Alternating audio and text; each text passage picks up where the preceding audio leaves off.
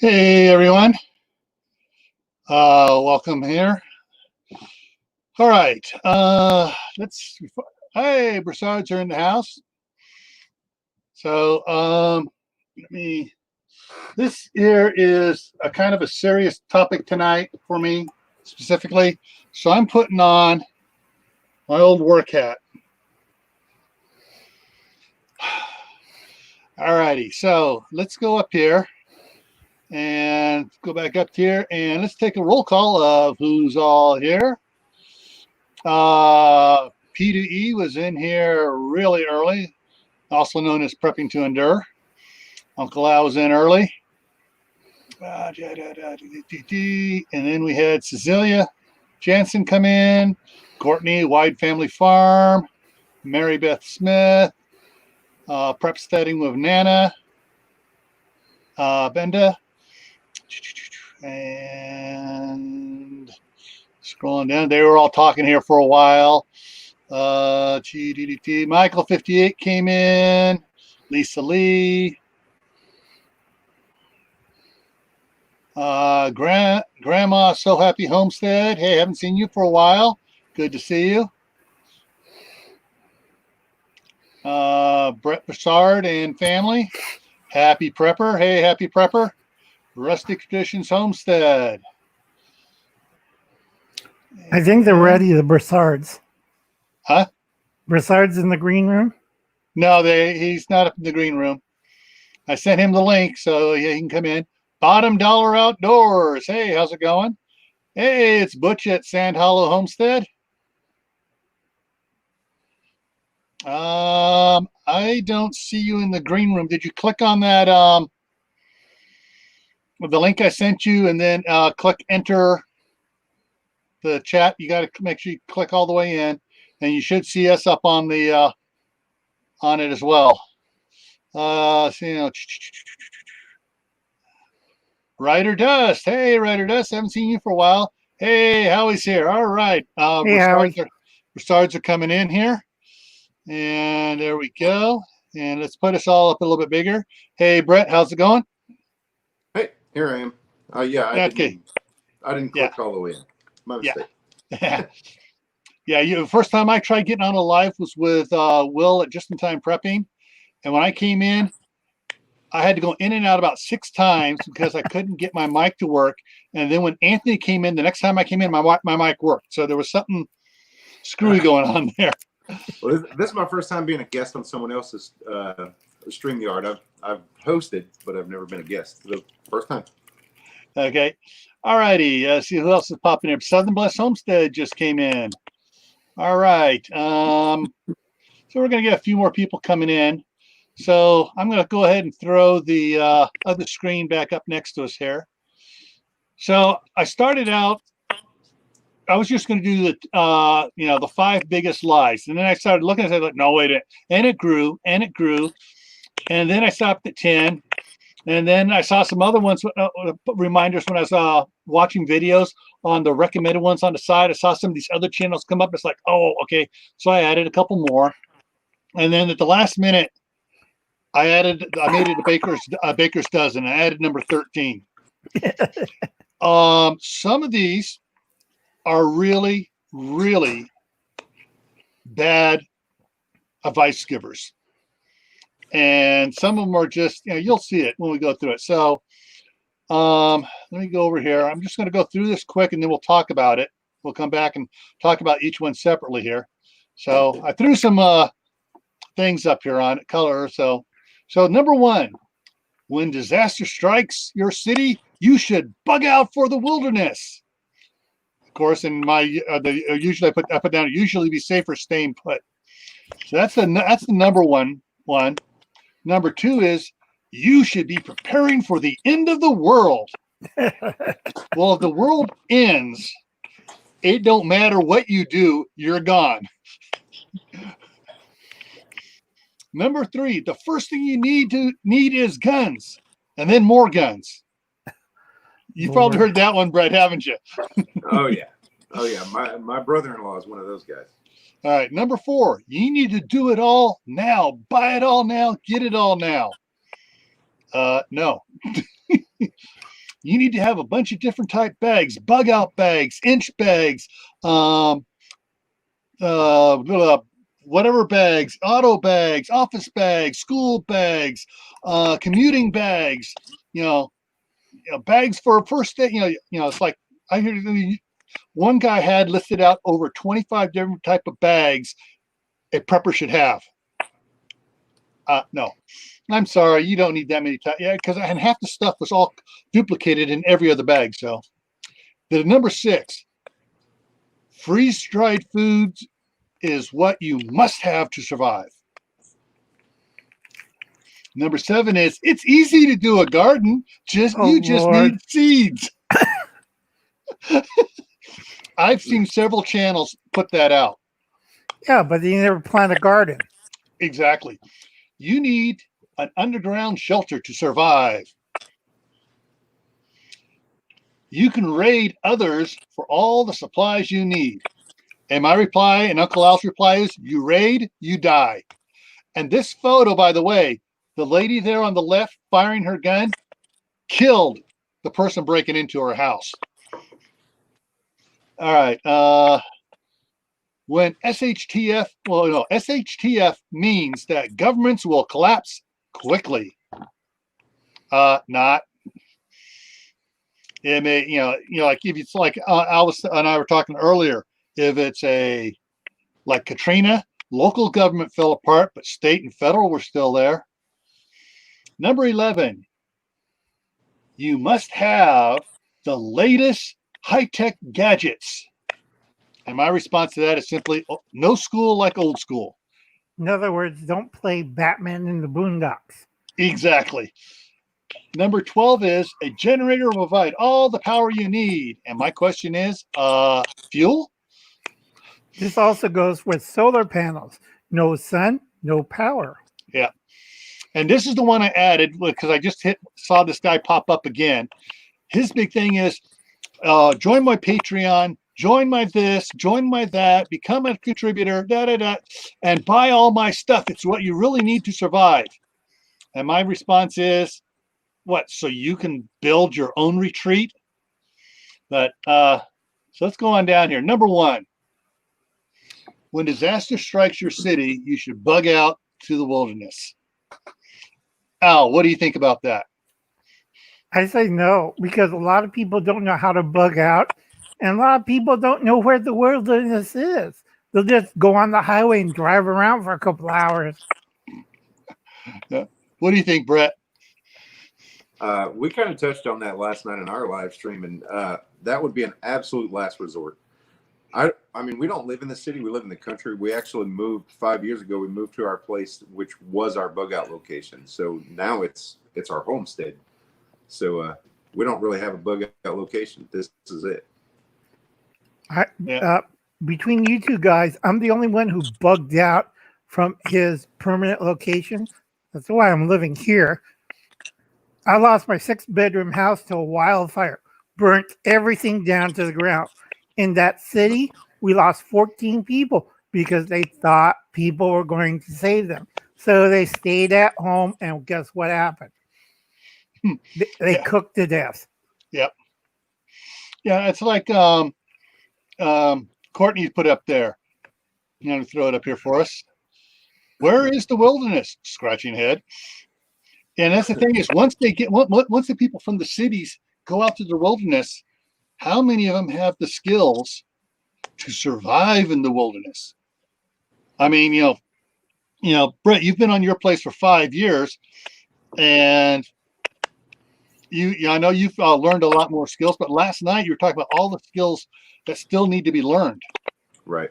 And there was a boatload that we kept going on. I mean, it's like, the one that you jumped on or Amy jumped on was the edibles, foraging for edibles. Yeah, and that's unless you know how to gather food from out there in the wilderness, it's going to be kind of hard to go out there, especially if you're going to be bringing all your supplies, all your food. You'd be heading out there with a a 20-foot trailer, gooseneck trailer on a 4x4, trying to haul everything out to the wilderness. Yeah, I don't think so. Let's see. Cecilia says, if you've been camping in the wild, have a head start over the others. Yeah. And that's one of the things. No, I do. That's one of the things I kind of mentioned a little bit on Brett's live stream last night about the Boy Scout merit badges. And Steve at Corsair Trainer has done a series on Boy Scout merit badges, touching on the first aid, wilderness survival, and those. There's a lot. If you even, all right, how do I put this? Doesn't matter if you've been a Boy Scout or not. Get the manual. You can get a hard copy. You can get a soft copy. Doesn't matter. You can learn a lot from the Boy Scout field manual. There's two manuals. One is the one that for rank advancement, everything else. The other one is the field manual, how to survive out there and do all the stuff out in the field. It's, there's a lot of information that you can read up on, but unless you've done it, you're going to have a hard time. Brett, you're a fireman. Now, you could read up all you want. Could you go out and be a fireman, or you need other training? No, absolutely not. In fact, we went through, we had a 4-month academy, and the minute we got online to staff a truck, the captain said, "Forget everything you learned in the academy. That's not how it really is." Yeah. Steve showed up. Hi, Steve. Steve showed up. Oh yeah, there's Corsair Trainers. So everybody, if you haven't subscribed to Corsair Trainers off on the side here, throw it up here. Go check him out. He has some very, very good videos and some well-grounded videos that bring you down from the, it's going to be great in SHTF, brings you back down to earth and teaches you basic common sense. All right. So next one here, let's go to check number 2 out. See what number 2 says. All right, you should be preparing for the end of the world. This is the quote that got that got this whole theme for this live stream going. Someone else was harping on this as well, and he was just harping just on this one point only. He had a 5-minute video just on why this is wrong. And that's the thing is, if you're preparing for the end of the world is gone. Why prepare? It's gone. You're gone. Everybody's gone. Now, if you think you're going to be preparing for the end of the world as we know it, there's a whole kit and caboodle various of things that could cause that. And so we've talked about this on several other live streams. You got EMPs, you got major earthquakes, volcanoes, asteroid impacts, other, bunch of different things that can cause, quote, the end of the world as we know it. It's not the end of the world. Things go on. But, to say this is your number one goal to prepare for the end of the world, no. Al, what is the number one thing that you would prepare for? Hard to pick, huh? say. Yeah. Because I'm in a nice, comfortable zone, so I don't have to prepare for it too much. And I know my neighbors, and we're in a little town, so we don't have the big rides to the big urban centers. Yeah. And I go to church. Everybody knows me. I don't shut up. And they keep saying, "We know the Bible, Uncle Al. Go away." Yeah. So basically, you're not preparing for the end of the world. Nope. Yeah. Brett, what about you and your family? I just want to be able to make it home if I'm stuck at work. And so I've yeah. I mean, if there's an EMP or whatever for any reason that the fire trucks won't work, then there's no sense in me going. Mm-hmm. I just want to make sure that I can get here and be with my family and just make it. I always collect weird books. Remember this one? Everybody was harping. Hang on, let me enlarge you. Remember this one, guys? Everybody was harping about this. Yeah. I always collect weird survival books because it cracks me up. Yeah. I like what Butch said. Butch said he's preparing for old age. So one of the things that being when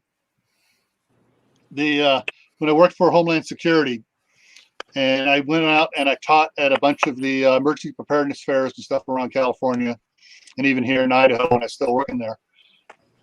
One of the things I taught was about planning for emergencies. Was one of the classes I taught, and you pick what's most likely going to happen in your area, and you start with that.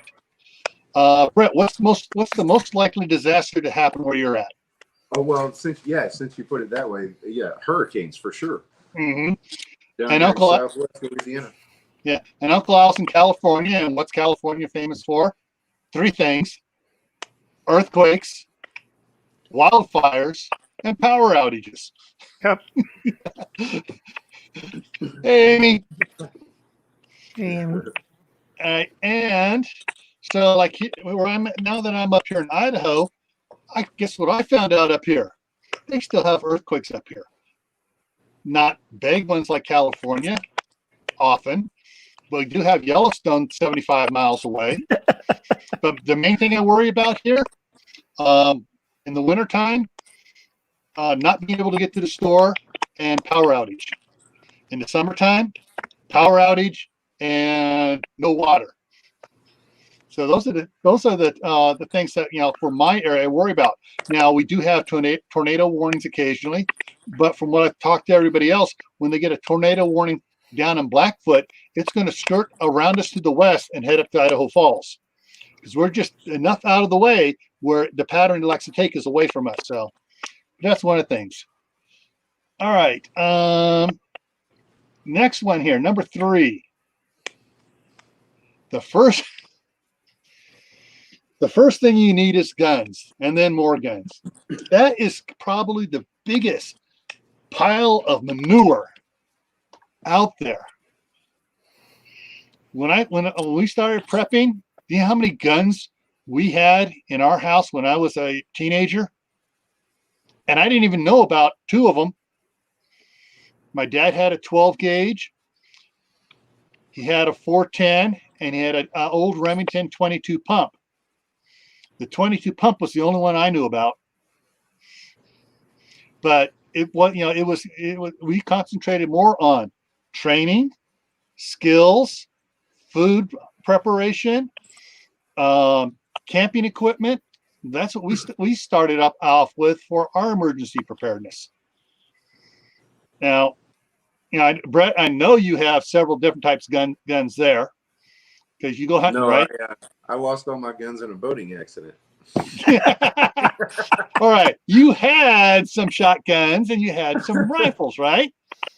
But yeah. you didn't have the latest greatest AR-15 platform or the AK platform with the 250 round double drum magazine. Yeah, some of the stuff people say you need to have is ridiculous. Right now, there's a saying in the prepper community that says, "Beware of the guy who preps only guns." Mm-hmm. Yeah. For mine, the first weapon I bought for myself was my duty revolver, 57, Smith & Wesson model 29. That's the 28. That's the end frame, which is the 44 frame, but for 357. And that was my duty revolver. The next thing I got was a 12 gauge shotgun. And then a 22. Hey, how many more rifles do I have? Well, I inherited a 30-30. I inherited another 12 gauge, and I inherited another 22. That's it. How many guns can I fire at once? I got 2 hands. now, let me correct this. My family is a farmer family. My granddad has a single barrel shotgun, an old Missouri 2-step from Sears. You hold 2 rounds between your fingers, 1 in the chamber, you shoot the duck, reload, and you shoot the duck again. And also he had a Sears. This was weird because when I took it in to get it sold, They say, "Where's the serial numbers?" And I said, "It was made in 1922. They didn't have serial numbers on those guns. It was an old, tube-fed bolt action repeater. They didn't have serial numbers. They only put serial numbers until, what was it, 40s?" I'm not sure, but yeah, it's actually they did have serial numbers earlier because when my dad was 8 years old, he fired his stepfather's 410 pistol, one-handed out in front of him like Dirty Harry. The hammer came back, split his lip, and he was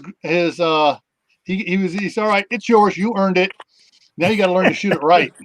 And it has a serial number on it. Yeah, because it was a destructive device. Was it those old snake charmers? Now, actually, it was one that was sold to law enforcement only. Seeing how his stepfather was the town marshal, his grandmother was a county matron at the county jail, and his real father before he died was a deputy sheriff as well. So, but yeah. Guns are something to have, and this is where once again Steve at Corsair Trainers comes in with his information, since he is a firearms instructor. If you have a gun, you go to the range, you train, you learn how to properly use it, and you get proper training. Yeah, don't ask your old uncle who's retired. I don't want to teach anymore. Yeah, I don't have teeth. yeah. I used to, before I got married, I was one of the firearms instructors for the county sheriff. So, but yeah, it takes a lot of time to become good with a Proficient. firearm. Yeah. All right. The number 4 lie that new preppers are being told: you need to do it all now. This tags in with number 13. And you'll see why when we get to number 13.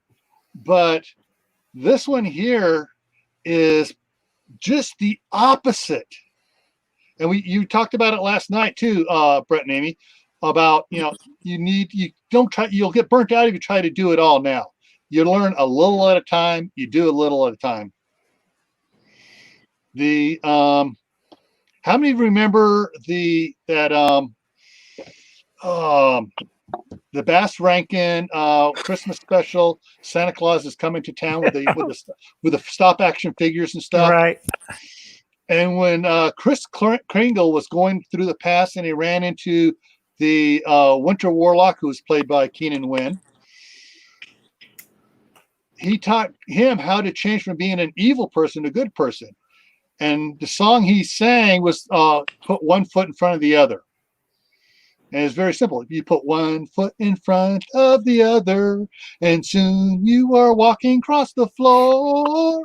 Put one foot in front of the other, and soon you are walking out the door.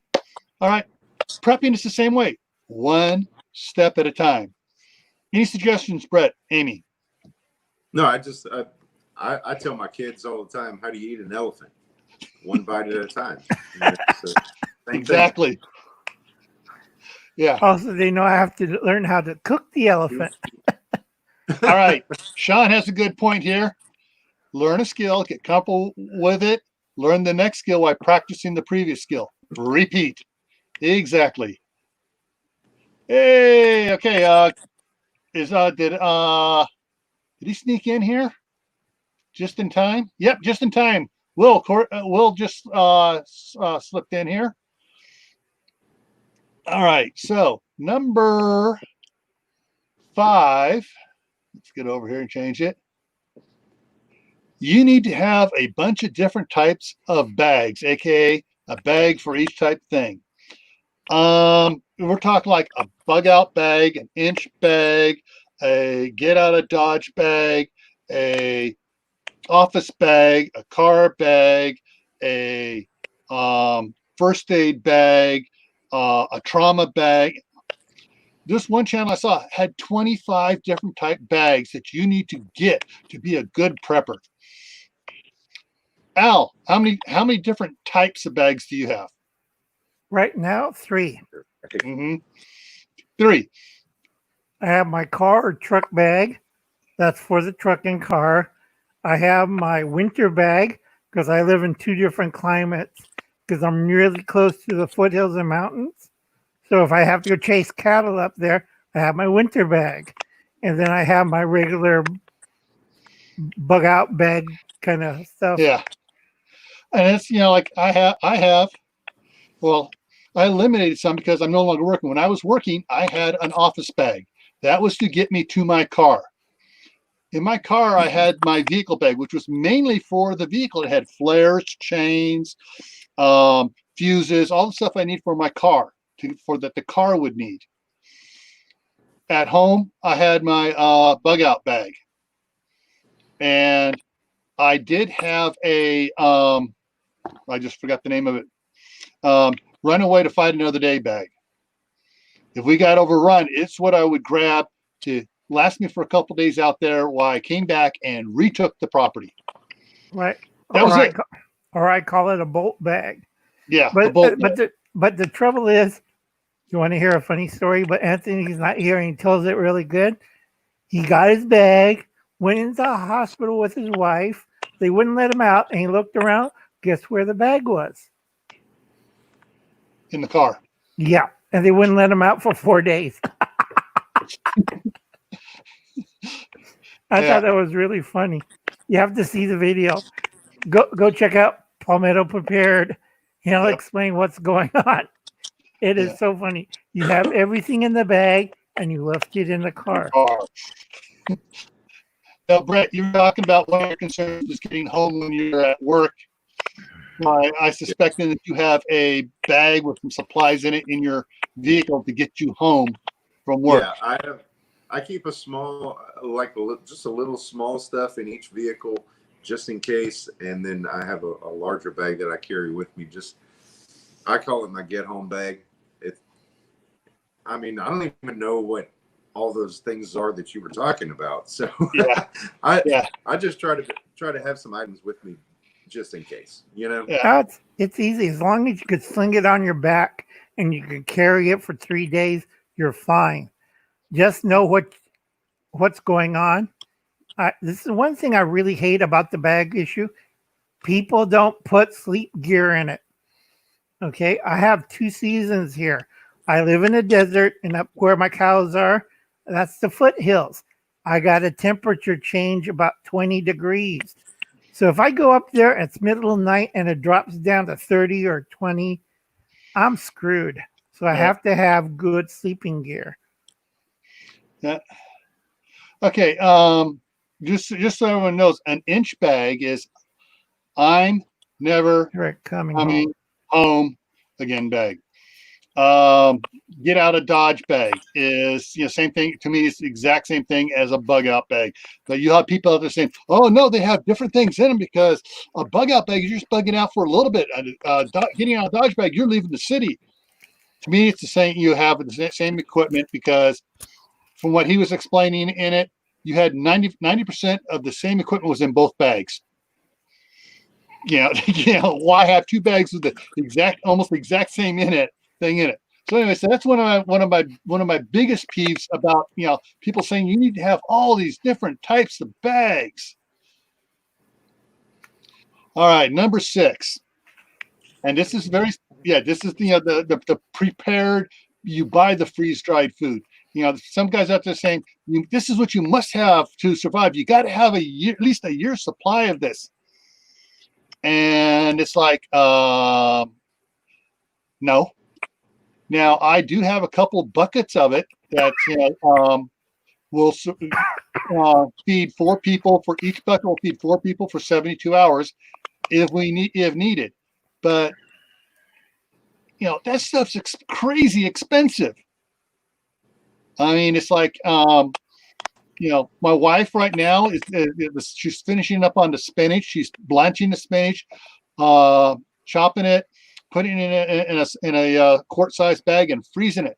So she has spinach to make with the meals. Other stuff she's growing. She's processing it, freezing it, canning it, whatever. Brett, Amy, you can a lot of food, don't you? Yeah, Amy's like queen dehydrator. Yeah. So, and seriously though, the great thing about dehydrating though is that it takes up so much less space, and of course you don't have to refrigerate or freeze it. Mm-hmm. You just have to have water. And you're not paying an arm and a leg for it. Right. If everybody checks out Steve's video, he has the same dehydrator that I have. It's a Nesco, easiest dryer in the world. Because I used to use them all. I used to have a good Excalibur, but my house burned down. I don't have an Excalibur anymore. Yeah. Steve just that was just today, wasn't it? Steve put that out. Yes. Yeah. So the Corsair trainer just put out his video, and he said, "You notice my dehydrator? It's all dirty and everything. That's because I use it." But I have to say one more thing before you move on to this. Okay. Like Gil says, this is expensive. And for those guys who, if I hear this one more time, I'm going to scream my head off. Remember these things? Okay. Yep. MREs. MREs are $13.95 each. And that drives me nuts. Yeah. Wow. All right. And Steve is saying that it's really easy to use his dehydrator. Right. All right. So go ahead. Number 7. It's easy to do a garden. You just need seeds. I could not believe when I heard that on a channel. The first time I heard it, I've heard it on several different ones. These guys say you get these packages of heirloom seeds that are nitrogen packed, and you're supposed to store them, and you use them when the world falls apart. I have a question. Do people can babies and put them on the shelves and expect them to live once you take off the lid? Yeah, it's I've been gardening most of my life, and I just moved. This is the first summer I've been up here all summer long doing a garden here in Idaho. I've been down in California. 2 totally different elevations, 2 totally different growing season time wise and stuff. And I've been, I gotta put it there. Courtney says, error. Exactly. It's been trial and error on a couple of things. However, I have learned I can grow a lot of Grand Rapids lettuce and romaine. My lettuce is just, I can't eat it. I'm giving it away. All right, I have so much lettuce just coming out my ears. Now my watermelons, I only got 2 plants out of 15 that survived. My cantaloupe, I got 7 of them that survived out of 12. The cucumbers, 1 out of 12 survived. Yeah, so it's that's not good. Those are not good numbers. No. But this was my experiment year to see what grows, and I'm taking notes. I got my notebook here, and I'm taking notes on what the different things do. What's going to work best, when to plant, when not to plant too early because we get late frost. So saying a garden is easy it's easy to do a garden. You just need seeds. Brett, what do you think about that? No, I can show you pictures of our garden right now and what the heat's doing to it. That is not that easy. Sure. Welcome to my world. Yeah, it's like earlier today on the back door under the patio cover I built for it, in the shade, the thermometer read 106 degrees. Up here in Idaho. That's crazy. Granted, we're tilted towards the sun, so we have a real long day up here. But that's insane. they've only projected it to be 96. So it was 10 degrees over what was projected. All right. Well, it jumped on me. This is the one I want to put up there. Corsair Trainer Steve says all his garden for is for learning, and his garden is doing pretty daggone well this year. I am impressed with what Steve has done this year in his backyard down there in the city. Yeah, poor okay. Sorry, Colleen, I can't do anything about that. The trick, Colleen, is give it a tablespoon of milk.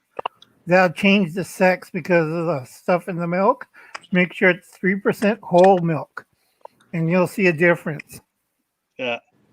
Uncle Alan, go ahead. Will's got it says he's got stuff called cucumbers growing. So, but yeah, so yeah, anyone tells you gardening is easy has never gardened. It is the most frustrating thing sometimes. I just sent my wife an email about 2.5 pages long of all the stuff I've learned so far and suggestions for stuff that we need to do next year. But since she is the accountant and I honor my wife and I respect her, and so I got to get her to cut the checks. Well, let's ask Brett. What have you been planning, Brett?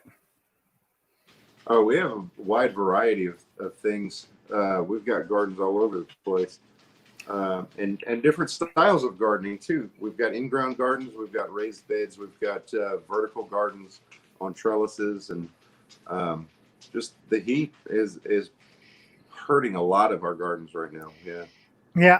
Trick for that is, because Uncle Alan's been doing this for a long time. You get, we showed this on an earlier live stream, Gil, that netting thing. Mm-hmm. Yeah, get that. What it does, it makes a shade over whatever you got. But you got to make sure it's not touching the plant. Has to be a little dome shape. You do a plastic hoop, PC pipe into that. You cover that, and it cools the plant down. You mist over, not drench, mist over the netting, and it forms a moisture tunnel. And that'll save your plants from, God, I hate my nephews, like my hydrangeas. They look like they got hit with a blowtorch. They forgot to water them. Right. And I also forget to put the netting up on my beautiful Japanese maple. I'm looking at them like, I thought you watered my maple. Oh, we did, Uncle Al, at 5:30 in the morning. Like, I get 103 at 1 o'clock in the afternoon. Yeah. All right. So number 8 on the list here is you need an underground shelter. I've been all right, Brett, go ahead. You go. Our water table is at almost ground level. We cannot do anything underground here. Yeah. My basement here, before I put the irrigation ditch into a pipe, was flooding every summer because the irrigation ditch was only 75 feet away from the house. And so all that water just percolated right on through and came up in the basement. But I started doing emergency preparedness training and stuff back in 1971 after the Silmar earthquake. I have yet to have an underground shelter. The only thing I'd like to have underground right now is I'd like to put 3 high cube cargo containers underground, backfill it with concrete, and use it as an indoor gun range. But that's it. Okay. I got plans and everything for Brett down there, right below us. If you have a high water table, do like Disney World did. Build a building and make sure it's above the water table. Make sure you have a concrete pad, and you put soil around it, and you raise the floor of the soil above the roof of the building. Oh, that way you have an underground building, but you just raise the level of soil up, not down, up. Yeah. Like Butch says he'd love to have a root cellar. I've seen several ones where they've taken the 20-foot cargo containers, set them on the ground, and just push dirt up on them to keep it nice and cool. Right, but you got to be careful, not on top of the cargo container. Yeah, those cargo containers are not meant to have stuff stacked on top or a lot of force against the sides. They're meant to be stacked on corners only. That's the corners are what they're reinforced for. Amy went off and got on her phone. Yep. All right. Courtney says they have a basement and a root cellar. Oh, that's good. Yeah. They're up there in northwest Ohio. Now, if anybody wants an indoor range, that's easy. You dig a trench, you put concrete pipe through it, you put a motorized trolley, and there's your shooting range. You just got to space it out so far. Yeah. I'm just checking out on a thing. Trying to plan out a cellar like that since the water table is so high. Yeah. Yep. That's rustic North traditions. Earth there. Is that Connie? Or Kathy? Kathy is North Star Prep Center. Sorry about that, Kathy. I'm Colin's old. I only have one good eye. Yep. All right. So, you do not need to have an underground shelter to be a prepper at all. Yeah. That's like saying I need a Rolls Royce to drive to work. All right. Number 9. This is one of Uncle Al's biggest pet peeves. He's talked about this repeatedly, and I can't believe there are idiots out there still advocating this. You can raid others for all the supplies you need. This is like one of these guys that all they do is store guns. You know what happens? Like Gil says, you raid, you die. Right. Also, you make yourself to be the world's biggest target if you mention that. Because a lot of us, I think, Brett, you're pretty good with a high-powered deer rifle, right? Mm-hmm. Yep. So if you're the goofball that's yelling, oh, it's that way, going to raid supply, who's the first one you're going to shoot? Is the guy who opens his mouth like that. Yeah. Yeah. The one that comes on the property. Give us all your supplies. Bang. Here you have my supplies, one bullet at a time. Yep. You know what a 270 does at 400 yards, folks. Yeah. Uncle Alan doesn't kid around. I can't see you, but after 1 or 3 shots, I'll probably hit you. Yeah. Yeah, Courtney. I mean, that's what just ticks me off no end.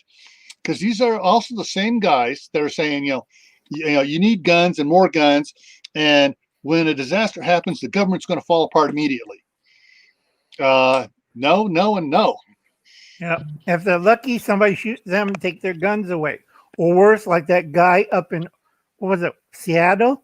They mugged him and took all his battle rattle, took his expensive AR, and they took his clothes, nice camouflage clothes. Oh, yeah, the guy that went in for that march at there, and all the other riders raided him. They left. Brett, you want to hear something funny? They left him in his BDDs, and he put up later on GoFundMe, please replace all my stuff that was taken away during the riot. Oh, that's great. Yeah, it's like, God, where do these people come from? Yeah. And he probably all he spent on all that gear, he probably could have bought a year's worth of freeze-dried food. Or better yet, which I always show people, Jiffy is $1, 38 cents for gravy. That's biscuits and gravy right here. Couscous, not this hard. Everybody knows Supa. And if you dehydrate foods, this is the easiest thing to do. Less than $5 right there, folks. How much are these things again? 13. Yep. And you have to ship them too. Yeah. So like I just mentioned, there are people out there that are preaching that in a SHTF, poop hitting the fan, when that happens, it means that the government will collapse quickly. Well, even in Katrina, it took several days for the city of New Orleans government structure to go And it took a couple days longer for their county government to fall apart. State government was still working just fine. Federal government was still working just fine. And everybody claims that was an SHTF event, which it really wasn't. It was just a life altering event. But yeah, no, the government is not going to collapse immediately for a SHTF event. Now, if you have an end of the world as we know it, like a EMP that wipes out everybody's power, even the federal government has plans in place to survive it. Yep. It may not be as big as quickly to respond, but it's still going to survive. Most states have some sort of plan in place to maintain functionality. All right, so that's another big lie that's being put out there to people, and it's getting people to plan to do stupid stuff. Oh, yeah. All right. This one I hate. You must have the latest and greatest high-tech gadgets for survival. Brett, how many high-tech gadgets for survival do you have? Nothing. I don't have anything high-tech whatsoever, because I think you can rely more on the old school stuff that's just been around forever. Mm-hmm. The most high-tech thing that I got, and I didn't pay for it, and that was Butch at Sand Hollow Homestead gave it away, and I won it. And that was this 6-in-1 knife sharpener tool with ferro rod on it and everything else. That's the most high-tech newest high-tech thing I have, and it was given to me. And this one actually, for this little pocket thing, it works pretty good. I got to do a video on it, showing me using it. I tested out. This one actually does work pretty good. But if I have a couple of sharpening stones, granted they won't fit in my pocket, but I can put even a better edge with those Arkansas stones than I can with that thing. Yep. And big thing about this part, you must have the latest high-tech gadgets. I always get on Hoople's Cats about this, being Batman in the Boondocks. And he threatened me one time that he'll dress up like Batman and kayak into the wilderness.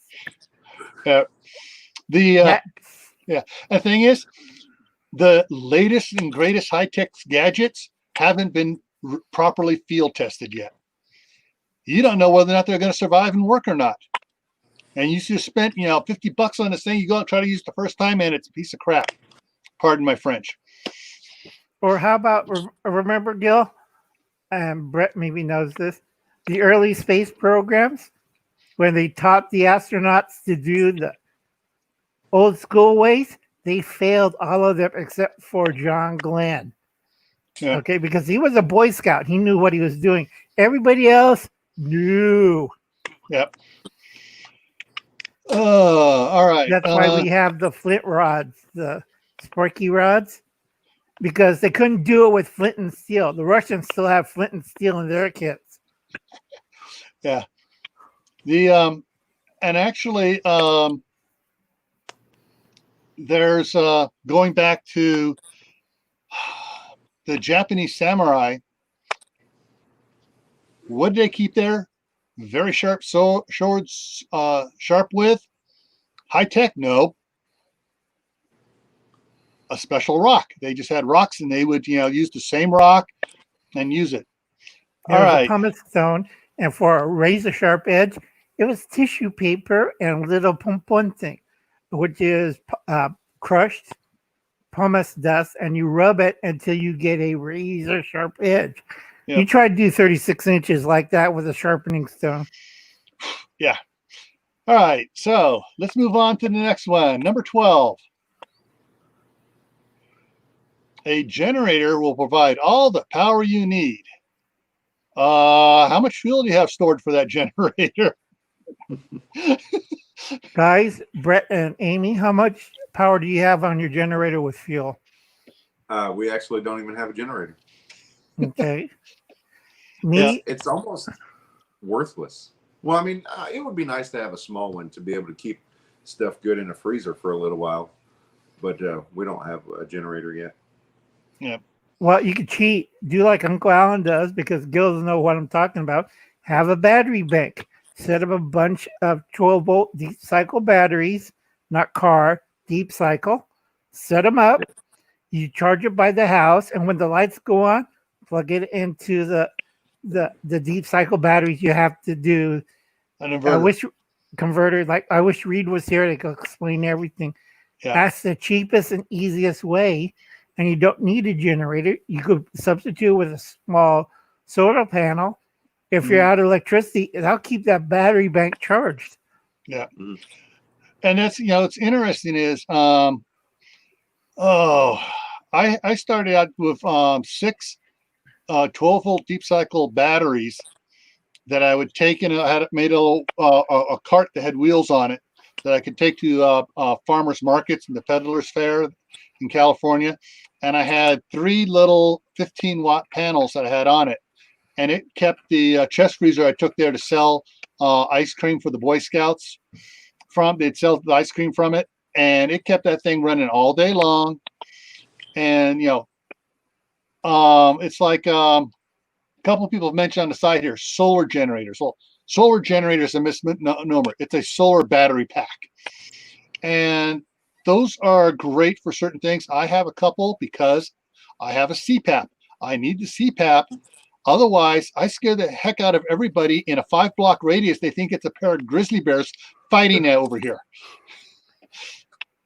I think Brett cracking up. But anyway, folks, a So, battery yeah, bank. Go yeah, ahead. those little the solar generators are great for running the CPAP. I go scout camping. I can run just about all week on my Kodiak. My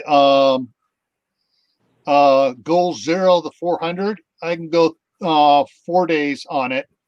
On my 150, I got to recharge it every night. But if I take a 100-watt solar panel, I keep any of those charged up all the time. The only gas generator I have is still in California because where my wife lives, they get brownouts and power outages all the time, and they got a chest freezer and an upright, and then the household refrigerator freezer to keep going. And they got several things of fuel for it, but it's just as a stopgap. It's not meant for the end of the world preparedness and everything collapsing. So, Brett and Amy, here's another trick from old Uncle Al. If you live near a golf course, they have deep cycle batteries. and we're not talking about salvaging stuff in a disaster right now. No. You could make a deal with them, and you Oh, can when they buy trade the them out. used. Used ones, You- yeah, because they will sell Isn't them that the along. same thing as a boat battery? What was Doesn't that? a boat use a deep cycle battery? All right, a boat. All right, there are 3 types of batteries basically. There's your deep crank battery, which is like for heavy duty ones, like for trucks and stuff like that. Now, your boats and RVs will have a deep cycle battery, 12 volt, which goes a lot more, has more life cycles on it. Then you have the golf cart batteries, and they're usually 6 volt, and you pair them together to get 12. Those have like twice the sustaining power as a deep cycle for a marine deep cycle or an RV deep cycle battery. That's good to know. And Yeah, I have in one of my videos back, I have a little box that has 4 golf cart batteries in it. Those batteries cost me $97 each at Batteries Plus. And so that one thing there, if it's fully charged, will run all of our chest freezers, refrigerators, and my computer setup up here for 24 hours and beyond. So I can have a whole day of clouds and stuff, and I can still charge it off of the solar panels and keep it going. It's a good thing to Wow. look in, Brett and Amy. It's cheaper than a generator. It'll last longer. Yeah. Think of a old World War II German sucks. submarine where they have battery banks inside the sub. and they go up on the surface and charge it with a diesel engine. Well, you're taking out the diesel engine and you're replacing it with solar cells or solar panels. And that's it. And it's quiet. Yeah, and it's silent, so Yeah. you're drawing attention to yourself. Very silent. Yeah, that's one of the big Hurricanes, people were stealing generators and replacing them with like lawnmowers. Yeah. You know what's the easiest setup is get the panel ones. I tell my friends, get a trailer, put your deep cycle batteries in the trailer, and then you flip the panels down and you get solar, and everybody looking at the ugly little trailer. I got power and I got a plug inside of the house. I just plug in. I got all the power I need. And I'm laughing my head off. Yeah. All right. And if you want to know about wiring stuff like that up, check with Reed. At Manifestations of Imagination. He's an electrical engineer and computer engineer. And he has 12 systems set for his house. That's amazing. All right. Number 13, the final one. I think you're breaking up, Gil. Yeah. Manifestation of imagination. That's correct, Brett. That's Read of imagination of I magnified the imagination. God. Manifestations of Imagination. What he said. Yeah. Okay. Number 13. And I hate these channels. I'm sorry. There are some channels out there in the prepper community that I hate. And these are the guys that go out there, oh, buy all my stuff. This is what you really need to survive. I'll talk and teach you all how to do it the proper way and how to do this, but you buy my stuff, support my Patreon, support my this, do that. And it's like, and their main goal is to sell stuff. They're a sales channel. Yep. And we know who is number one of them, Canadian Prepper. I'm too small. I don't care. So you have to see it, Brett and Amy. It's very funny. Kathy put Reed's channel in the link to it. Yeah. Thank you for that, Kathy. I clicked on it already. Yeah. Now, there are other channels other than the prepper community. There's some gardening channels that do the same daggone thing. And they had my son-in-law hooked on this is the way you got to do it, and you get my stuff and it'll help you do it better.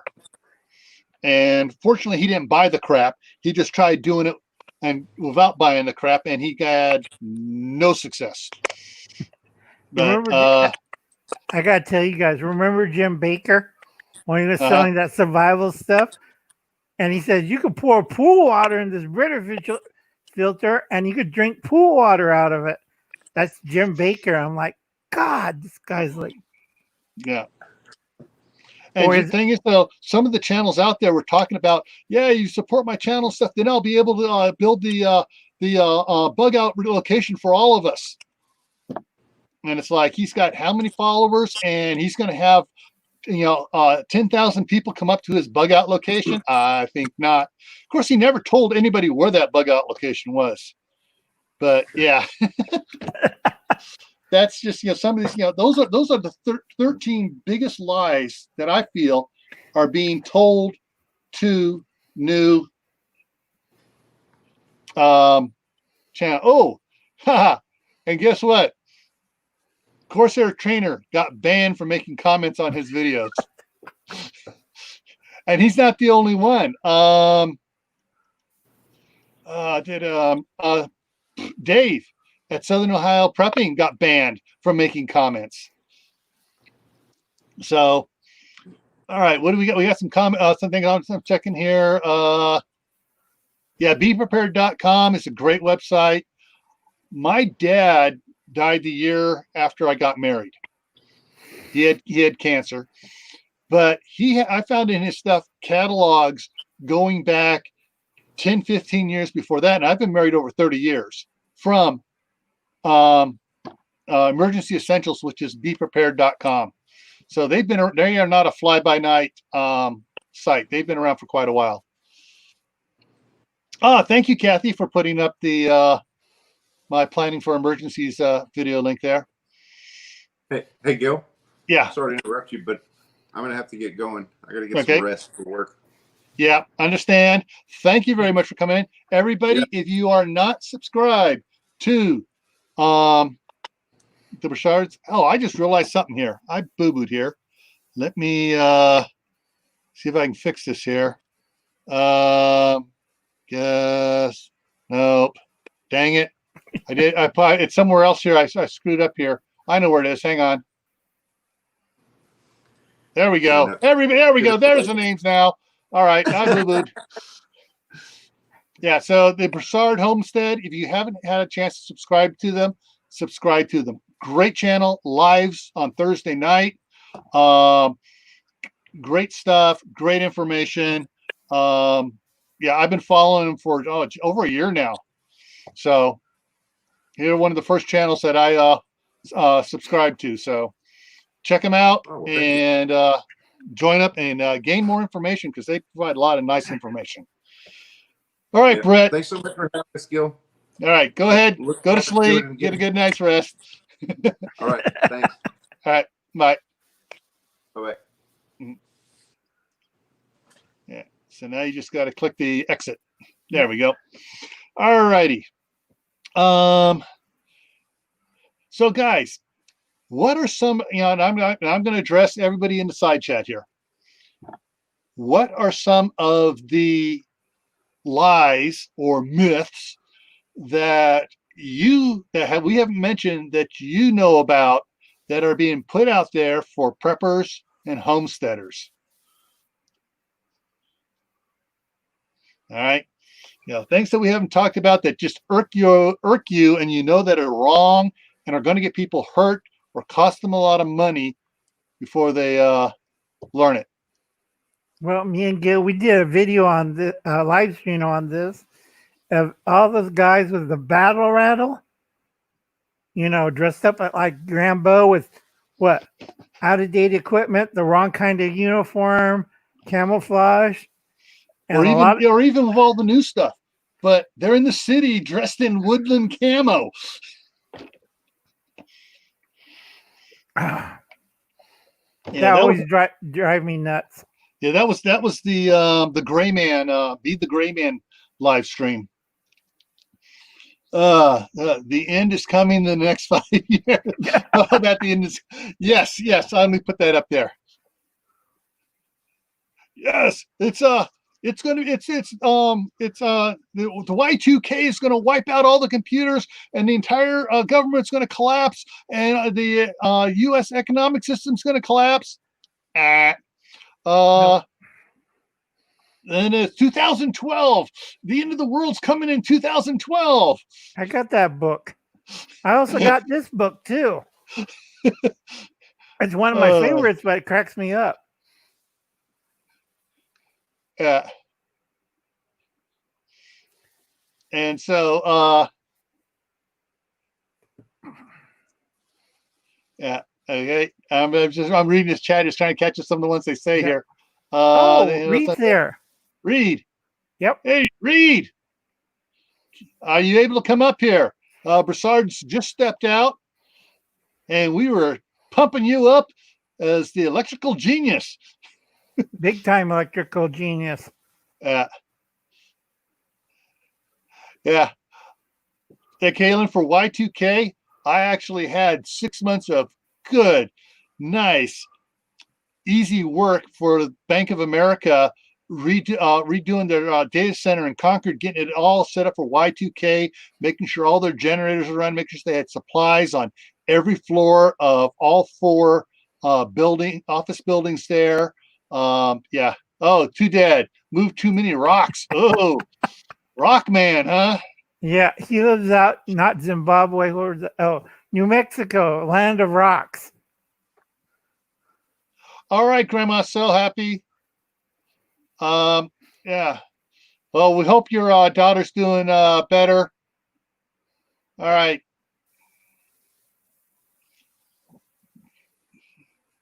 Yeah, well, that just jumped a bunch. Okay. Saw an ad for a small that can charge 2 devices. The guy is in the woods, but he doesn't say it won't do any, won't get any service of any kind. Yeah, you're out there deep in the deep woods. Hey, yeah, I just charged up my cell phone out here. I'm 50 miles from civilization and 30 miles from the nearest cell tower. Big whoop. Yep. That's playing Batman in the Boondocks, folks. Yeah. Now,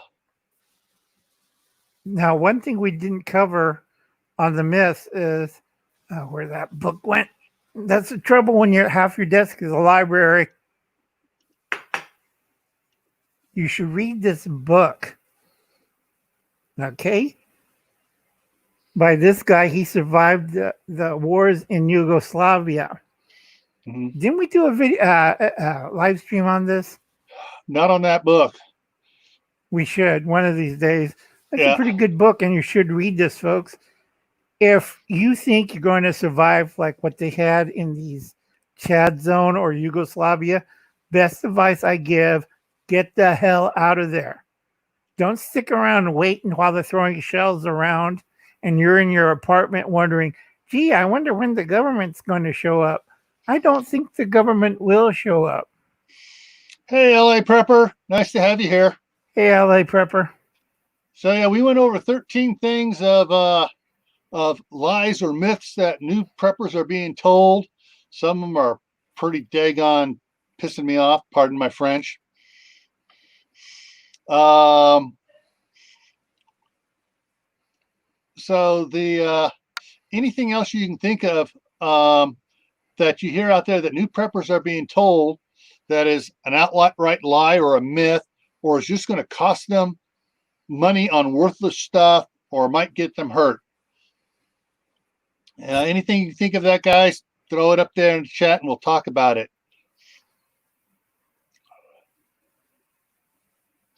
That is a good book. All right, hey, Uncle Al, hold that book back up there again. I'm gonna blow it up full.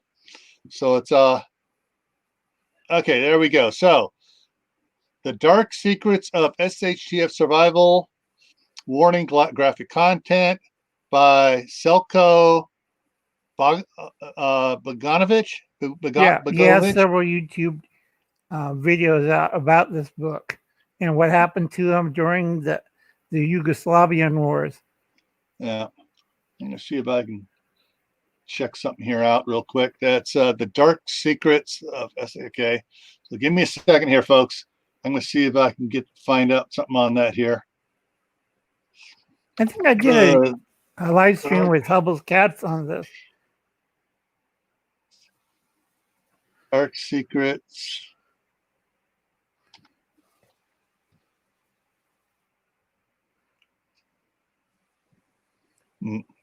Misspelled it. There we go. You got it? There we go. Oh, yeah, there it is. Bingo. And here we go. So, guys, let me throw it up here. There, Kathy put the link up to it. Good. So here it is on Amazon. If you're gonna get, if you have the Kindles and you like all your books on Kindle, it's $9.94. So or $9.95. I got a 1 cent credit because I ordered something. Or it's $19.69 for paperback. So you can either get the soft copy on your Kindles, and if you have multiple devices, you can share it to them all. Plus, you can bring it up and read it on your computer, or you can get the paperback version for $10 more. Yeah, like I said, read it and see what's going to happen. A lot of people, they stay too long in one spot, and what happens? If you're waiting for the government, I wouldn't count on it. You got to be reactive to your environment. Yeah. Let's see what So I just added it to my wish list, and I'll check it out. What do we got here? I'm reading the side things. All right, here we go. Yeah, we talked about that. That was number one. Number one or number two. Yeah, people saying you have to, get out of the city and go to the back 40 to be a prepper. There'd be no open space left. Exactly. Plus, what's going to happen is if everybody bugged out like that, you can have a bunch of people laying dead in all the fields out there. Yep.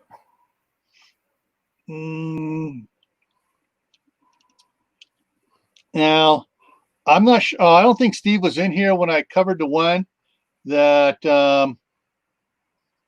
was, where is it here? If I can get it back here. Yeah, this one here. Throw it up here for, this is the one I think I covered just before Steve came in. This is probably the biggest piece of crap out there that can get more people killed. If you're going to get some guns are not the first thing you need to get. Training is the first thing you need to get. But if you're going to get a gun, do research. Don't just go out and start buying a whole bunch of guns, and then find somebody in your area like Steve at Corsair's Trainer, a good firearms instructor who will work with you and teach you the proper way to use your firearm. Having a bunch of firearms it's like having 20 different cars. How many can you drive at once? I got two hands. How many guns can I use? 2 at once. It's the most I can use. I'm sorry, my feet. I can't shoot with my feet yet. I got to say hello to Matt of Second Star Survival and Bob the Metal Guy. And folks, if you notice this, Haynes is now making protective shields, which cracked me up because my sister bought the same thing off of eBay for $14. Yeah. It's the same material they use in their underwear.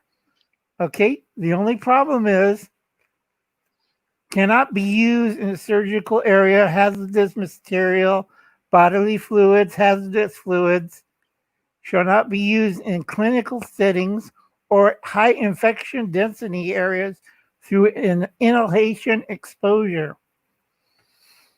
Mm-hmm. Okay, cost me $5. I'm going to modify these. Remember the insert Dave was talking about, the PSE? Is it P2E or PSE? Oh, you mean the inserts for it?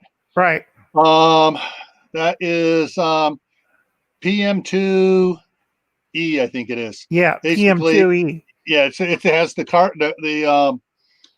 carbon filter in there and the N95 material around it.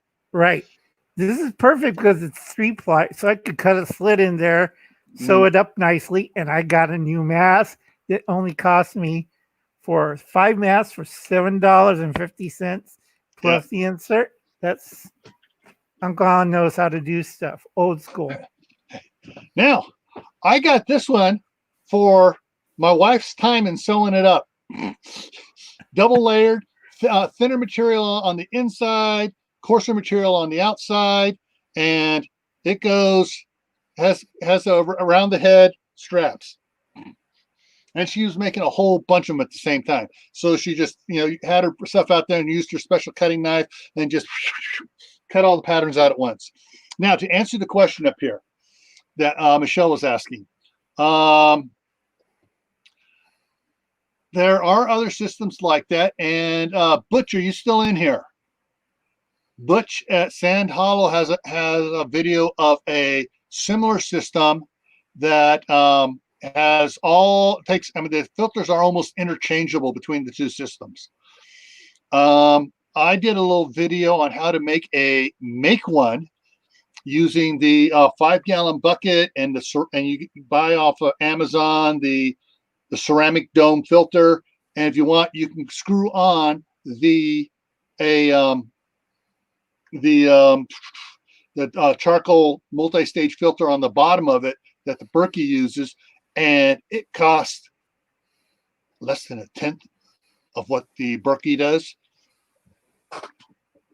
But yeah, there are other filtration systems out there that can do it, and you can make your own too. All right, we got going over here. Sievers used the Berkey. Did Butch pop in there? Is he gone? Night Mama Z sounds good. Flat iron steak. Is that flat iron steak? I can't see it. Okay, doing flat iron steak at 9:30 Central Time. What's my plate? It was Mama. So everybody, tomorrow 9:30 Central Time. Check Mama Z's Texas Kitchen. I'm trying to check up to see if he came in here and popped in while I was real scrolling there. No, I don't. I think Butch went to bed. But Yeah, you wait for him. Yeah, he has a different filter system, very similar, but yeah. All righty. So for those that came in late, I'm going to go back and we're going to quickly run over these just so you can see what we talked about. The first lie: when disaster strikes your city, you should bug out to the wilderness. And my flat response is usually you'll be safer staying put. Usually. All right. But so not every disaster you need to bug out instantly. Number two. Go ahead. Number two, you should be preparing for the end of the world. Well, if the world ends, you're not going to be around to do anything with your preparations. The first thing you need is guns and then more guns. Yeah, we just addressed that. You need to do it all now. That's a good way to get burnt out and soured on prepping. You need to take your time, do it one step at a time. All right, Steve, see you later. Thanks for stopping by. Everybody, if you want some good common sense on preparations and not to get all caught up and spun up in what's going on, check out Steve at Corsair Trainers. He has some really good videos on maintaining your balance mentally in situations and keeping a good grasp on things. Not going blah, blah, blah. There it is. All right, hang on. Here it is. Butcher's still here. He bought the Alexa Pure filter at the Patriot Supply site. So that's the other one that works just like the Berkey. All right. So yeah, do it all now. No, you want to do it one step at a time. Slow and steady wins the race. But with that, you need to plan out what the steps you are going to do. You don't just go out and buy haphazardly, do one thing here, one there. You plan out what you're going to do. You need to have a bunch of different type bags. We're talking about the bug out bag, the inch bag, the get out of Dodge bag, the run away to fight another day bag, the auto bag, the car bag, the office bag, the school bag, all these different bags of supplies that some guys say you need to have all these ones.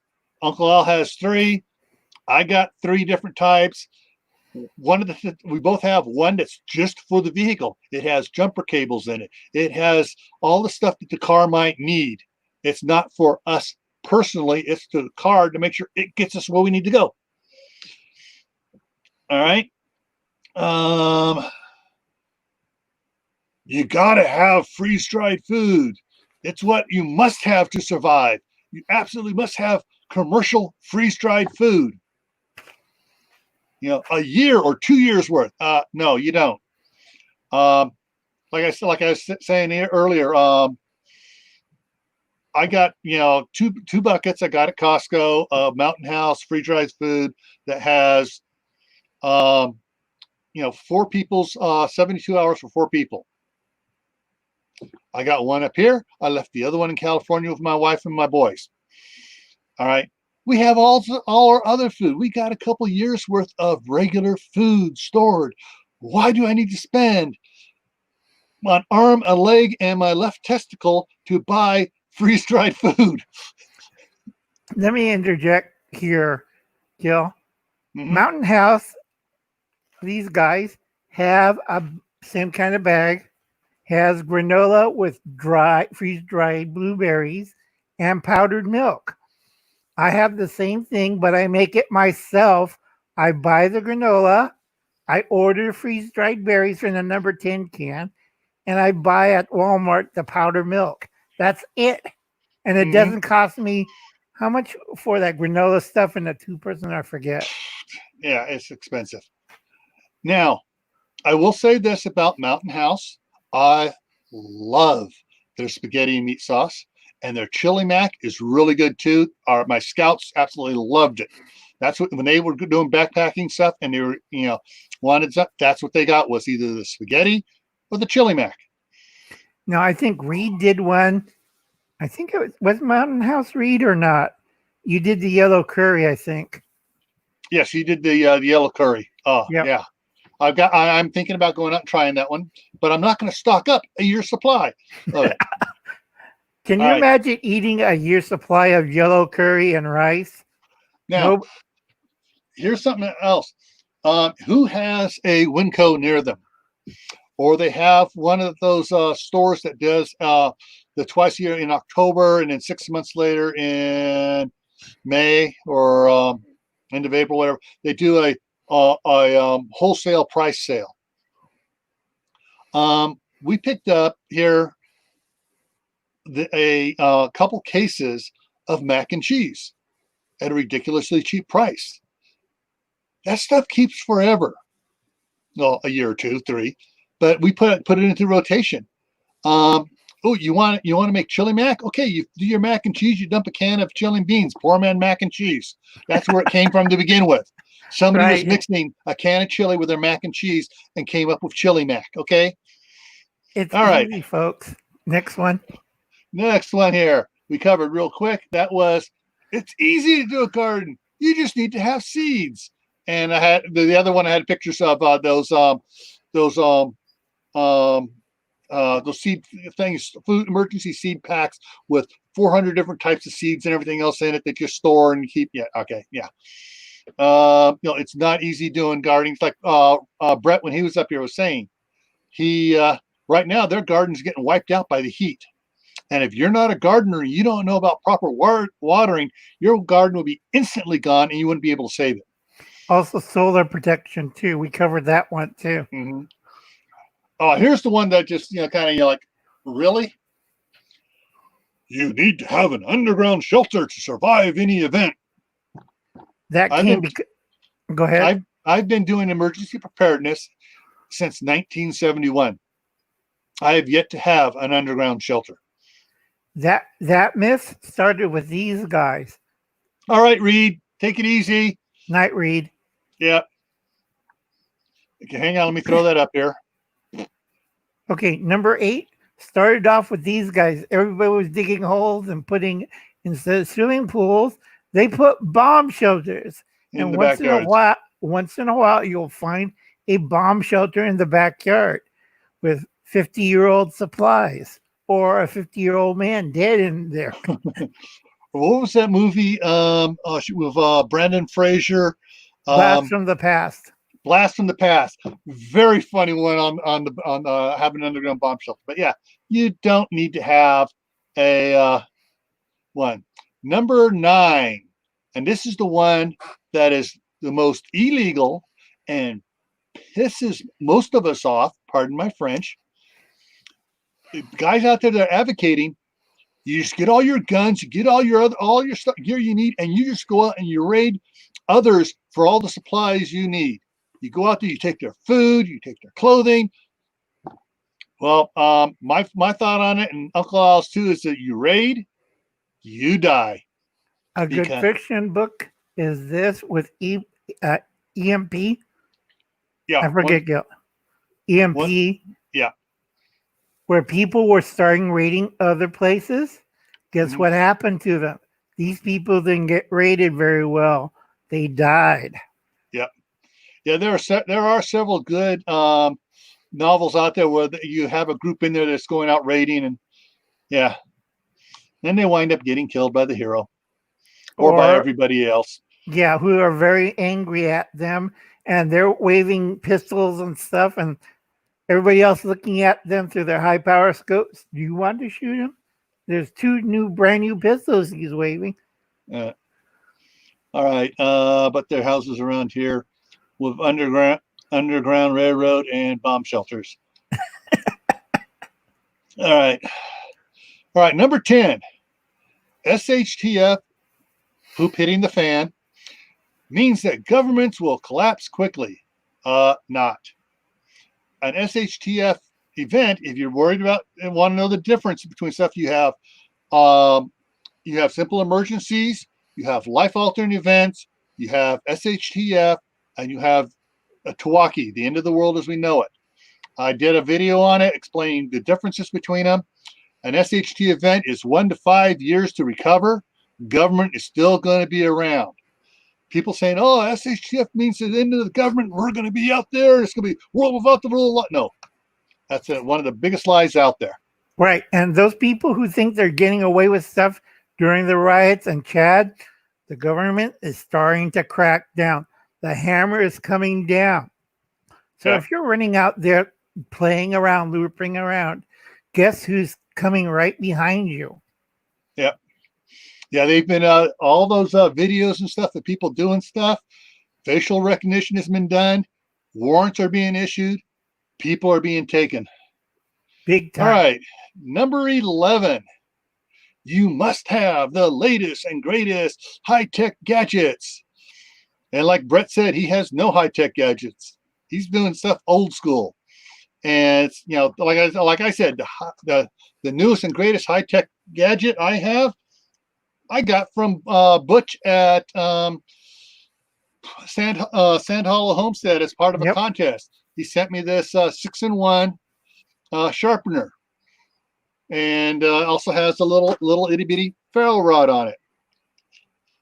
It's great for sharpening knives, works really good. But and I will do a video on it showing how it works and everything. But hey, it's still not as good as my three stone Arkansas stone set I have. I've had sent for long before I got married, and so I've had it almost 40 years. I hate the Batman and the Boons, like you said earlier, Gil. Some of the stuff's not tested or quality control, so you don't know what you're getting with the Batman and the Boondock stuff. Yeah. Backing up one, Second Star Survival. Yeah. So the raiders out there that are raiding become scavengers down the road if they live. Yeah, they will be the homeless out there trying to find stuff in a post-apocalyptic world. All right, number 12, generator. A generator. We're talking about gas-powered generators. Will provide all the power you need, or diesel-powered. How much fuel do you have? Do you have a 20,000-gallon fuel tank to run that generator for the next year or two? Also, people forget how loud these things are. Oh yeah, it's a signal. It's like those strobe lights at the special sales that light up the sky. You know, the searchlights rather. They go. It's like, hey, there's a generator here. There's food here. There's supplies here. Come get me.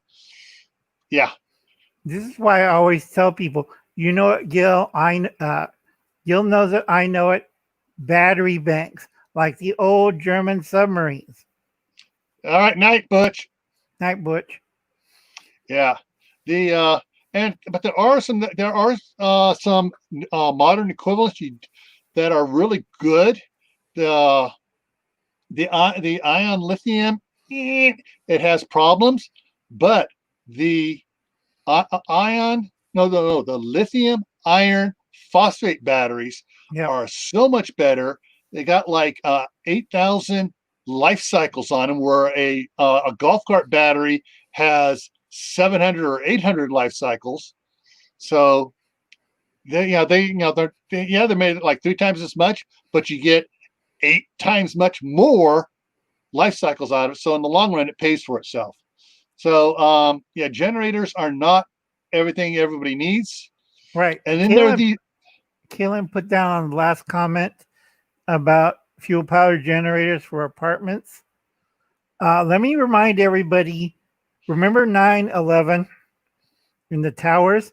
Some of those floors had fuel generators. And what happens when you have a flaming airplane hitting your fully loaded fuel generator? Yeah, it spreads fire even more. Go ahead. Okay. All right. So the next one here was the last one we covered. And I really hate these guys because they give the whole prepping community and homesteading community and gardening communities on YouTube a bad name. The ones that say they have their channels out there with their videos, buy my stuff. I've tested this out. This stuff's really good. You can buy it off my channel here. I have my own website where I sell it at a discount price. This is what you really need to survive. And join my Patreon and my this channel and this channel, my Discord channel, and it'll help me to be able to set up a good mag for us all to come to in a good place. And yeah, not. All they're doing is lining their pockets, building their own private little retreat, redoubt, whatever you want to call it, and nobody knows where it is. But these guys are the ripoff artists of YouTube. Yep. We did a live stream on the food buckets, remember? Mm-hmm. And who was the worst one? Was Wise and the other company? Oh, the freeze-dried stuff. Oh yeah, that's Wise is. My wife wanted to buy some to try it out, and what we got was not what it was said it could do. And when you got there, no, you don't cook it in the pouch. All it is, you empty the pouch into a pot. Yep. And it wasn't that good. And it was basically, buying a box of macaroni and cheese and paying $20 for it. Basically, like I said, folks, you got to be careful because a lot of people, what they want is gratification. They buy a bucket, they'll stick in the closet, and they think that that'll solve their problem. Learn how to cook. I keep showing this to people, and they give me this weird look. Why is Uncle Alan always showing us Jiffy? Okay, 83 cents. It's good. And you can make waffles cheap out of it and banana bread. See that? Banana bread. Yeah. And then this. Oh yeah. Okay. Yeah. There's on the gravy there. At Sam's Club they have the jug. No, they got the big box of it, but they also have in the freezer section, they have the chicken fried steak, frozen things, with packages of gravy mix in there. Well, we get that. We don't make the gravy mix that often. The gravy mix gets tossed in the deep chest freezer down in one of the hidey holes, and we got a bunch of it down there that's going to last, so long as the freezer doesn't defrost, 20, 30 years. Now, comment here. Second Star Survival said that they liked, past tense there, I'm noticing, I hope that I'm getting this correct, the Wise breakfast food the way it was 10 years ago. Yeah, 10 years ago, it wasn't bad. Nowadays, I wouldn't eat it or feed it to Jim Baker.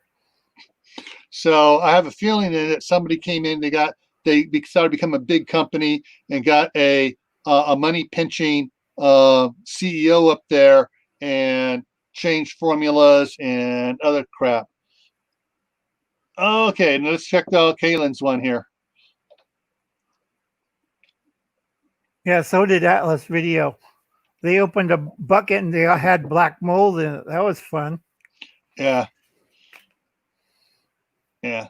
So yeah, the couple of test pouches we got from that for that freeze-dried food stuff from them. The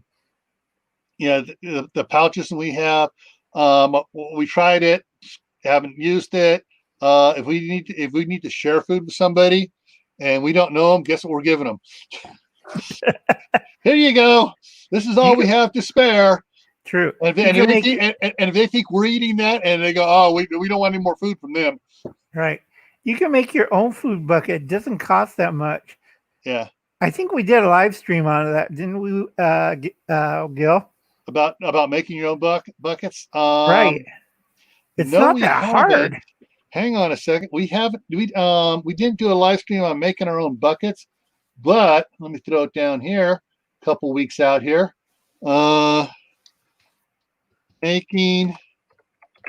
We'll do that here in several weeks. Making your own survival food bucket. If you can't afford a bucket, you could use a carry-on. You seen my video, Gil, about how I use a carry-on. It has wheels and a handle, and handle straps too, so you could drag it with you if you're like Uncle Alan and have to use a walker. If any of you have cats out there and you get the tidy cat in the bucket, the litter in the bucket, wash the bucket out, because all it is basically Demetrius earth and some perfume. So you rinse it out. Hey, you got a good bucket with a lid on there that you can use. Let's see what else we got down here.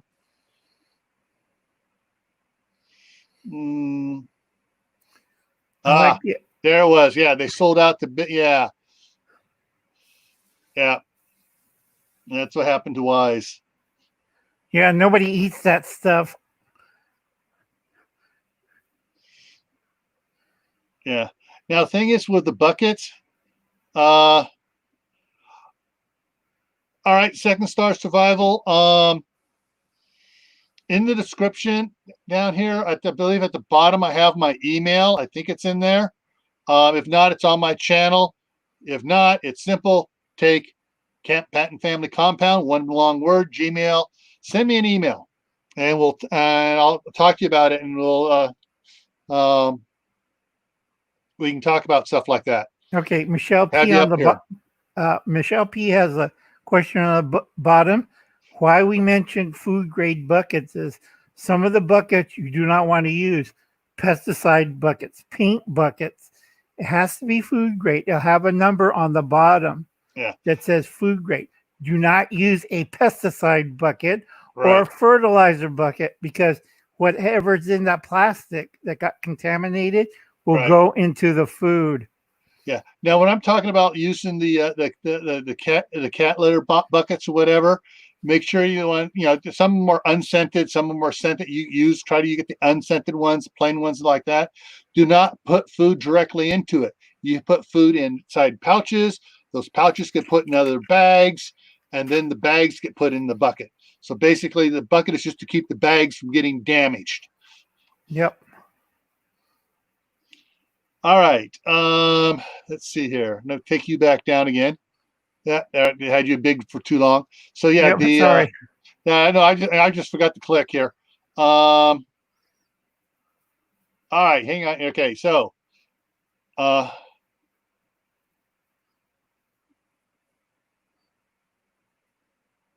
okay, yeah. So yeah, your buckets and stuff, you use the buckets to protect the Mylar bags, the vacuum seal bags, the stuff you're sealing the food actually in, to keep critters from getting to it, and to keep sharp pokey things from getting to it and poking holes in your bags. Like mice. Yeah. And mice. Yes, Courtney, lavender scent ones will make your mashed potatoes taste like cat litter. Yeah. Even like we have several of the brand new food grade white buckets with the gamma lids on it. When we open up the big bag of mashed potatoes in it, no, the mashed potato bag goes in a trash bag, and the whole paper bag and everything goes in the bucket. Even though it's a brand new bucket, we still do it that way to contain it, for when we go to dig it out and stuff. Frosting buckets and lard buckets down below. One more. I think it's hidden myself. Yeah, I just want to hit this one here first. All right, so Kathy's putting out there food grade buckets for less than $3. Prices are flipping around on those sometimes. Also depends on, are they 5 per gallon or the 2.5 gallon or the 2 gallon or the 3 gallon. There's a whole different variety size of buckets there. Frosting information, they just toss them. Yeah. So yeah, those are someone else's. Tyler. Right. At Let's Talk About Prepping does the same thing. He picks up all these food grade, food used buckets and cleans them out, and he has like 100 or so in his backyard for his bucket garden. The only problem with that when you use frosting or lard buckets or food grade buckets is you don't have the lid. And Tyler's, especially his, he has the square ones. You ever try to find the square lids? Yep. And also, I showed it earlier for Frank and Tina. There's a little thing that $4. It's orange. You buy it at the paint store. It's called a lid lifter. Don't break your fingernails trying to pull off the lid. Okay, I'm going to throw something up here real quick here. If I can find it here. My list. Give me a second here, folks. This is what. Come on, quit jumping around on me. I think I got it. I think I picked the right list here on it really quick. Yes, here we go. Should be down here. Come on, I know I put it in here. No, I didn't. I didn't put it in there. Where did I keep it then? No.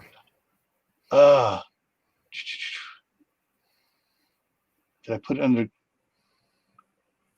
gardening or canning? Let me just check here. On Amazon, I've been picking up the 5-gallon buckets when they're on sale, really cheap. Come on. Where did I put it?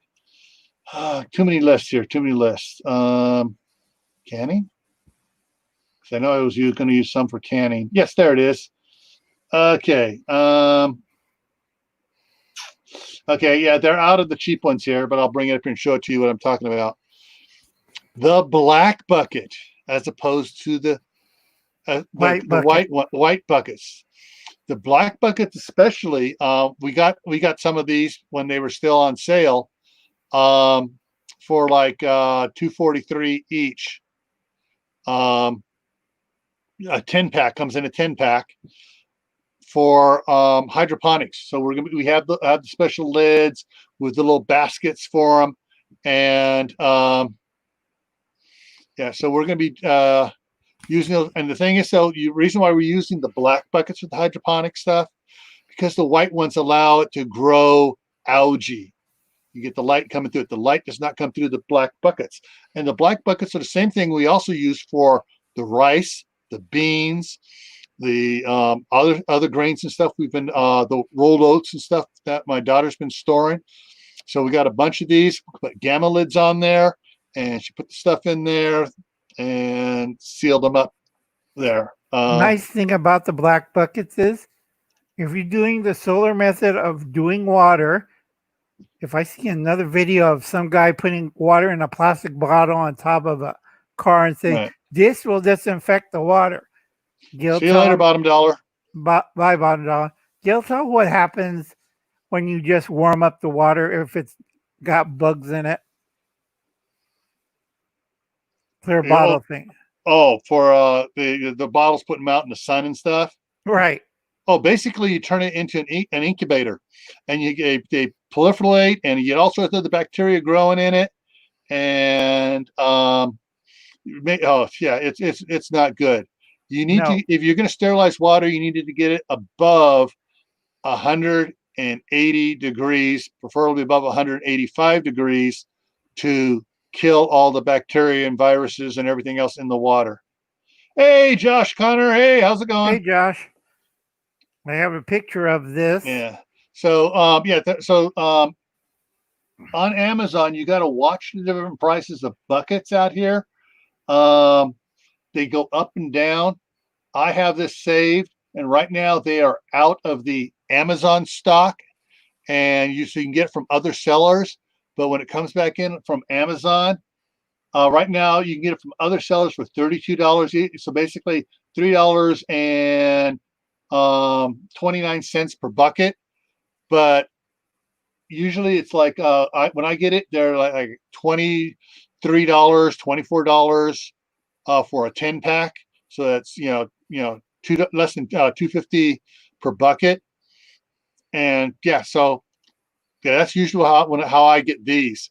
But that's what it is there. The RG plastic buckets. And what's funny is the black bucket is always cheaper than the white bucket for some reason. Yep. And it also heats up water in the sun. Yes. Here's the photo of a guy telling people that the UV rays in 6 hours will kill the bacteria. No, it doesn't. Okay. Yeah. And that's from this book. So the regular UV lights are 385 to 405 nanometer range. That's your black lights. That's all the ones that's 90% of the UV lights you can buy in a store. The germicidal black lights have to be a UV nanometer range of 253 or 254 nanometers to kill the viruses and bacteria. Now, people say, "Oh, you just stand out in the sun." No, that's another whole story. No, you don't.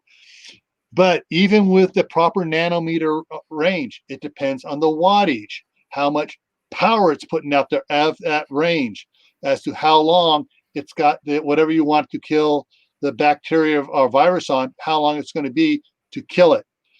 If you get those UV lights that you stick in the glass of water and stuff, the nanometer range on that should be 253 or 254 to kill the bacteria and virus in the water. Or heat up the water to 158 degrees, right? Yeah. 100 and you really want it 180 or 185. 180. Yeah. Excuse me. If you boil it, so much the better. But this is why you don't have to get it boiling where it actually can burn you. 180 is still rather hot, and you can get scalded from it.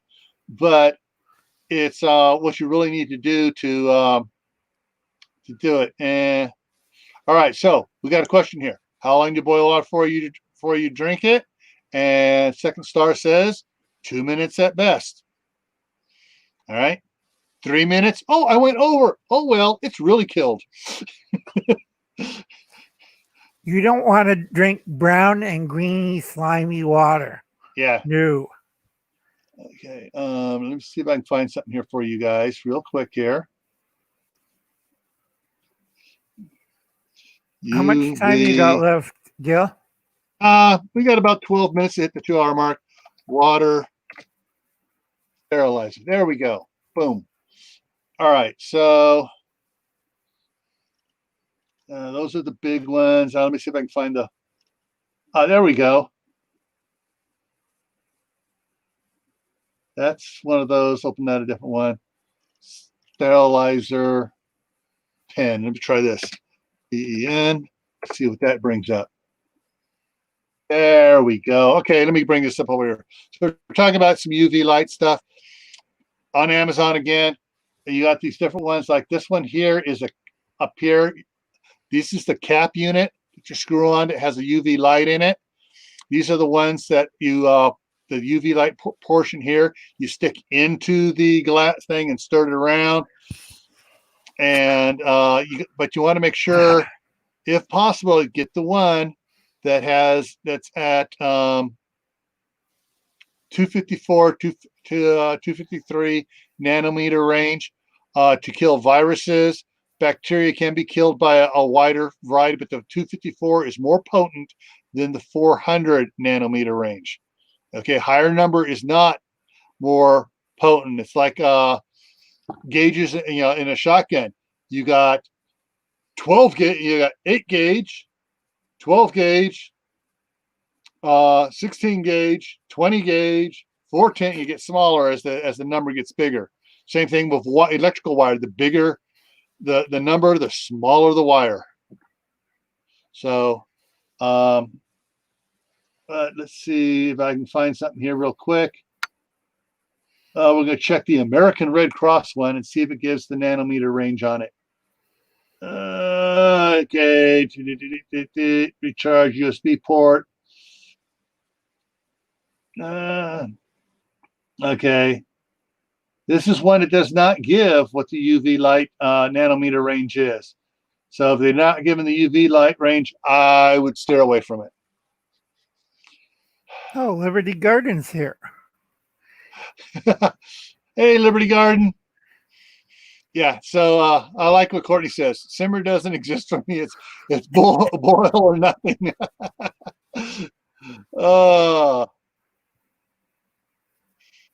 The sterile pens do work, but like Gil says, it has to be a certain range number for the wavelengths. Yeah, and some of them say, like here, it says bacteria. This says bacteria, viruses, and protozoa. So it's not saying here in the information here Red Cross is putting their name on it. It might be the proper nanometer rating on it, but might be iffy. Some of the others there. Remember, when you get into the Batman Boondock stuff, you have to be really careful. You do not want to sterilize water and find out everybody has typhoid. Yeah. All right. One of the other ones here. Let me throw it up here so you guys can see what I'm looking at here. This one here is it says purifies a half liter of water in 48 seconds or 1 liter in 90 seconds. That tells you right there. Yeah, you want to make sure you run it twice as long.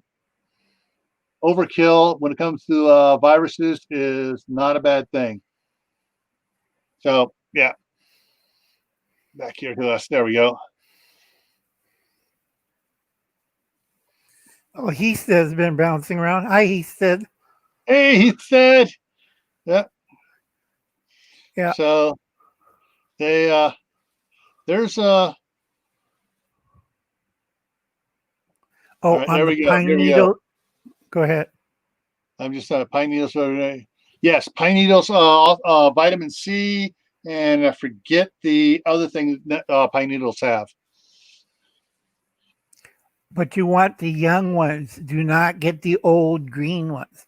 Yeah. Has to be the young stuff. Or Yeah. you don't get the vitamin C and the other stuff that Gil says. Yeah. Don't want hot water soup when it's saying. Now there are a few old timers that I grew up getting trained by. These guys would drink hot tea or coffee in the middle of the summer. They said it helped cool them down. I was never into that. And these same guys in the wintertime will drink iced tea. They say Also, those guys ate biscuits too. Yeah, they said it does that. So I don't know. I can't confirm that. But hey, sometimes it's, soup, good thing to have no matter what temperature it is. Yeah.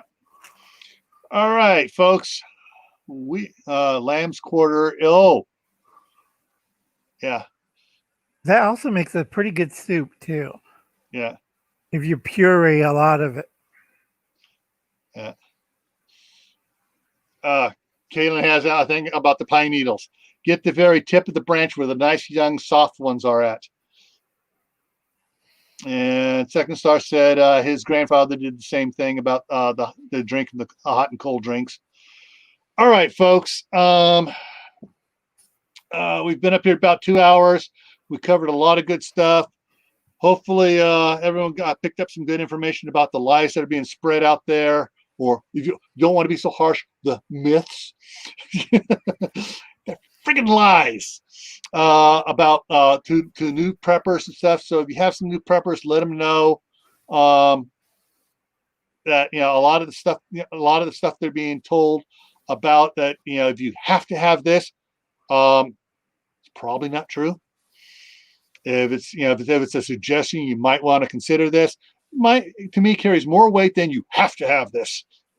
Have to have this talks more like a hardcore used car salesman. So yeah, I think we have everything here. Just to let everybody know what's coming up here. So on Tuesday, for those of you that make YouTube videos and stuff, and even those that don't do it yet, that are thinking about doing it, we're going to be talking about visibility for your channel, things that you can do when you post your videos and stuff to get you more hits and watch hours and stuff, and make it more what's the word I'm looking for? Enticing to the YouTube AI to put your videos out front. So we'll I don't have to worry about that. They always stick me in the back. Yeah. Well, we're going to talk about some simple things that you can do, because a lot of the videos and people on here whose videos I watch aren't doing what they should be doing. I look at it and example, look on it. Video tags, none. Channel tags, none. And so we'll talk about what tags are and how it can help you get stuff out. Right now, just as a prelim here, guys, you're gonna love this. Let me bring it up here. Bring up my analytics page, and I'll throw it over here to show you what happened when I changed a couple things on one of my videos. What happened to it? And it's trying to come up. It's trying to come up.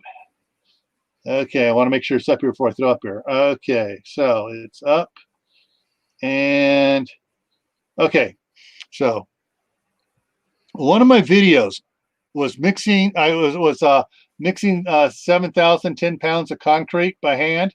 I added with the Harbor Freight cement mixer. That has now become my #1 watched video for the lifetime of my channel. In the last 28 days, it has had 4,877 views in the last 28 days since I made that change. Now, if I change this up here and look at what it has done in the lifetime of that video. All right, so the video came out October 16th. I made the change a couple months ago. It now has, for the life of the video, 15,552 views for that one video. So, boom. Just what you put on the video in the name and in the tags, change that and just shut that one right on up there. And don't forget thumbnails too. Yeah, thumbnails and stuff. And my 55-gallon barrels for planters, that came out April 6th, and it's got 1,000 views on it when I made some changes to the tags on it when I learned how to do that. So that's what we're going to be talking about. I'm going to share what I've learned, and hopefully some other people will be sharing what they've learned to get good hits on theirs. I'm going to try to get Scott from Hidden Valley Homestead to come on Tuesday. He had one on his macadamia ones, and it went ballistic. He had all the right tags on there, and it's outrageous. I mean, it's just 100,000 views or something like that. So, all right, folks. We'll see you next Tuesday. But as always, everyone, stay happy, stay safe, stay prepared. All right. We'll see you in the next video.